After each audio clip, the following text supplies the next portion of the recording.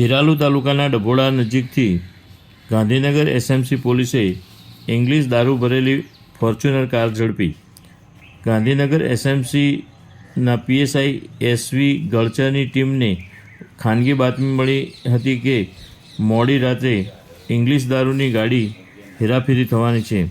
ખેરાલુ વિધાનસભા વિસ્તારના પોલીસ મથકના અધિકારીઓને અંધારામાં રાખી ગાંધીનગર એસએમસી પોલીસે ડભોડા નજીક વોચ ગોઠવી ફોર્ચ્યુનર કાર GJ 12 DA 7200 નંબરમાંથી ઇંગ્લિશ દારૂની 100 પેટી નાની મોટી બોટલો કુલ 3114 મળી 25.33 લાખનો મુદ્દામાલ જપ્ત કર્યો હતો અને ખેરાલુ પોલીસને આગળની કાર્યવાહી કરવા સોંપ્યો હતો.